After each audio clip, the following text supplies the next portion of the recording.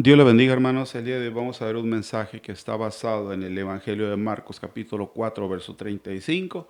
Vamos a estar viendo el 35 al 41, si gustan tener su Biblia abierta. Para introducirme nada más voy a leer el primer versículo, que es el 35. Jesús dice, calma la tempestad, dice el título de este pasaje. Dice, aquel día cuando llegó la noche le dijo, pasemos del otro lado. Hermanos, le he puesto el título de Dios se quedó dormido porque yo me imagino que así se sentían los discípulos en medio de esa barca, en medio de esa tormenta, Jesús dormido, han de haber dicho, Dios se quedó dormido. Marco nos presenta un panorama de esta situación. Eh, Porque es un panorama, es una situación, es algo que seguido pensamos los hombres, los seres humanos, los cristianos. Tenemos una tormenta, una aflicción, tenemos un problema fuerte y lo primero que pensamos es Dios se quedó dormido. Dios es ajeno a lo que a lo que me está pasando, Dios no hace nada por mí, Dios se quedó dormido. Pero pensar que Dios se quedó dormido es un error, pero es un error muy común. Es lo primero que pensamos. Cuando cuando sentimos más miedo durante la noche, que es durante la noche es cuando se siente más miedo, se siente más miedo que en el día, cuando todo está oscuro, cuando tenemos el control de todas las situaciones, cuando no se mira un panorama claro, es cuando vienen los temores. Vienen los temores y ¿qué es lo primero que se dispara? La falta de fe. Es lo primero que se debilita, la fe. Falta la fe. ¿Qué es lo que se viene? Vienen los matrimonios destruidos, familias destruidas, vienen adicciones, viene el cristiano caído, el pastor caído, vienen tantas cosas cuando falta la fe. Si alguien se ha sentido así o se siente así como esos hombres que también se sentían solos, es un error. Jesús estaba en medio de esa tormenta. Dice aquel día, dice el versículo que leímos, aquel día cuando llegó la noche le dijo, pasemos del otro lado. Cuando llegó la noche es cuando más miedo tenían, es cuando sucede este milagro. Los discípulos tenían miedo, les faltaba fe, pero también tenían una promesa. Jesús les dijo, pasemos del otro lado. Ya les había dicho que llegaran del otro lado. Hermano, amigo, a pesar de sus tormentas, pruebas, luchas, aflicciones, debilidades, usted también tiene una promesa. Tiene la promesa de la vida eterna. ¿Has sentido temores, hermano, amigo? Pues los temores son cíclicos. La actitud del pueblo de Israel, la fe del pueblo de Israel era cíclica. ¿Qué es cíclico? Es como cuando su celular se le va la señal y se queda un círculo así dando vueltas, ¿no? Tenemos pruebas, falta fe y luego la superamos. Falta fe y luego la superamos. Tenemos pruebas, así estamos. Tenemos un problema, nos falta fe, se debilita la fe y luego la recuperamos. Así estamos. Tenemos miedo, lo superamos. Tenemos miedo, lo superamos. Así estamos. Así estaba el pueblo de Israel. Así estaban estos discípulos. Ah, Ahora cada que mire usted en su celular, hermano, que se le vaya la señal y que mire un círculo así dando vueltas, usted repítase, mi fe no tiene que ser como la señal de mi celular, cíclica. Mi señal tiene que estar firme, tiene que estar arriba, usted tiene que estar bien agarrado de la mano de Dios. El pueblo de Israel tenía una promesa, los discípulos tenían una promesa, nosotros, queridos amigos, hermanos, tenemos una promesa, tenemos la promesa de la vida eterna. Marcos 4:36 dice, y despidiendo la multitud, le tomaron como estaba en la barca y había también con él otras barcas. Había otros barcos, había más gente ahí, pero Jesús se subió en un barco en específico. Amigo, hermano, si usted está viendo este video, es porque tiene fe. Dios está en su vida, Dios está en su barco, Dios está con usted, específicamente con usted. Hay otras personas allá afuera que viven sin Cristo, Dios está con usted. Marcos 4:37 dice, pero se levantó una gran tempestad de viento y echaban las olas de la barca de tal manera que se anegaba. Seguir a Jesús no quiere decir que vamos a viajar en el crucero del amor. Seguir a Jesús, estar en los caminos de Cristo, no significa que vamos a estar en el crucero del amor. Vamos a ir teniendo tormentas. Estos hombres estaban en medio de una tormenta y los estaba sacudiendo la tormenta, los estaba haciendo de aquí para allá, los estaba haciendo para todos lados. Y lo que llama la atención es que no estaban haciendo algo malo, no estaban haciendo lo incorrecto, estaban haciendo lo que Jesús les había dicho, les dijo, pasemos, naveguemos, vamos. Hicieron lo que Jesús le dice, obedecieron a Jesús y así se vino una tormenta. Hermano, No piense que por estar en los caminos de Dios no va a sentir tormentas. Es feo, se siente muy feo cuando se hace lo correcto, cuando estamos en los caminos de Dios y somos sacudidos por las tormentas espirituales. La verdad es muy desconcertante. Dice el versículo que el barco se llenaba de agua. Ellos se llenaban de miedo y Jesús dormido en el barco. A veces nosotros, hermanos, amigos, queridos, nosotros somos los que nos quedamos dormidos. Dios no está dormido. Somos nosotros los que nos descuidamos, nosotros los que nos distraemos. Por eso debemos de confiar en Dios con tormentas, pero no atormentados, no amedrentados, llenos de fe, bien fortalecidos, bien agarrados de la mano de Dios, con el agua hasta el cuello, pero llenos de fe, agarrados de la mano de Dios. Hay quien piensa que con estar en la iglesia basta, pero estar en la iglesia, queridos, no es suficiente. Hace falta agarrarse bien fuerte de la mano de Dios, hace falta fortalecer su fe. Estar en la iglesia no es estar en Cristo. Hay muchas personas que están en la iglesia, pero Cristo no está con ellos. Hay quien nace en la iglesia, vive toda su vida en la iglesia, muere en la iglesia y nunca conocieron verdaderamente a Dios, verdaderamente a ese Jesucristo, ese Dios que predicamos, que profesamos, nunca lo verdad lo conocieron. ¿Usted está en la iglesia, querido? Ah, bueno, la pregunta es, ¿Dios está con usted? La respuesta es entre Dios y usted. ¿Cómo sabe si Cristo está en usted o no está en usted? La pregunta es muy fácil. Hágase un autoexamen espiritual. ¿Tiene usted los dones del Espíritu Santo? Paz, paciencia, mansedumbre, benignidad, dominio propio. Si tiene los dones del Espíritu Santo, Dios está con usted. Si no, hermano, sígase fortaleciendo, siga buscando de Dios. Las tormentas que pasamos, queridos, son parecidas a las del versículo.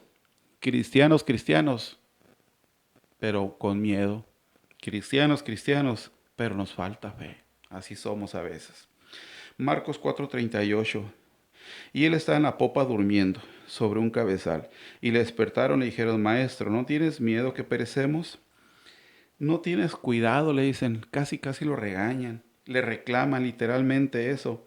Eso, amigos, no fue una buena idea reclamar, regañar a Jesús porque terminaron regañados, terminaron siendo reprendidos.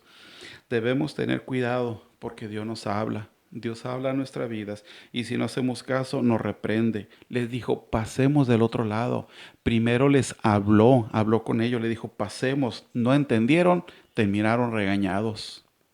¿Por qué? Por no entender. Nadie quiere ser regañado, nadie quiere ser reprendido por Dios. Nadie quiere ese Jesús enojado, nadie quiere ese Dios que reprende, que enoja, que regaña. Yo pienso que Jesús los estaba siguiendo de reojo, nomás viendo a ver qué hacía, ¿no? Porque Dios todo lo sabe, todo lo puede y todo lo ve. Es el omnisciente, omnipotente. Entonces, él estaba dormido, el hombre estaba dormido, pero Dios, el hombre sí, Dios no estaba dormido. Dios sabía exactamente lo que estaba pasando. Desde el momento antes, Dios sabía lo que iba a pasar. Si usted lee Marcos, verá que Jesucristo hace muchos milagros. Antes de llegar a esta situación, venían hacia acá y viene Jesús, viene haciendo milagro tras milagro tras milagro. Echa fuera un espíritu inmundo, sana un endemoniado, sana de fiebre a la suegra de Simón, sana a todos los que le tenían enfermedades, sana endemoniados, sana un leproso, un paralítico. El Dios Todopoderoso haciendo milagro tras milagro, el Creador de la cielo y de la tierra, el principio y el fin, haciendo milagro tras milagro. Y los discípulos estaban observando, estaban siendo presentes, estaban siendo testigos de todo lo que estaba sucediendo. Y más adelante, falta la fe. O sea, ¿cómo es posible que miran tantas cosas y les falta fe? Fe cíclica. Ahí estaban otra vez, ahí estaban cíclicos. Hoy tengo fe, mañana no. Hoy tengo fe, mañana no. Hoy tengo fe, mañana no. Por eso hay que fortalecer nuestra fe. No tienes cuidado que perecemos, van y le reclaman. Hay quienes conocen al Dios Todopoderoso, viene la prueba y se alejan de los caminos de Dios. Y después culpan a Dios. Después el único que tiene la culpa es Dios. Y pero aún hay personas que dedican toda su vida a hacer cosas malas. Les habla de Cristo y no quieren hacer la voluntad de Dios. Se dedican toda su vida a hacer el contra de la voluntad de Dios. Y después viene una situación y una situación mala y lo primero que hacen es echarle la culpa a Dios. Primero no tienen tiempo para Dios y después lo culpan de todo. Marcos 4:39 dice, y levantándose reprendió el viento y le dijo al mar, calla, enmudece, y cesó el viento y se hizo grande bonanza. Pedro, Santiago, Juan y Andrés vivieron siempre en el mar. Ellos eran pescadores, toda la vida sabían del mar, sabían todas esas situaciones, ¿no? Y ver cómo reprende al mar ha de haber sido algo impresionantísimo para ellos, ha de haber sido el mayor impacto de su vida, ¿no? Entonces, unos profesionales en el mar, asustados por lo que estaba sucediendo.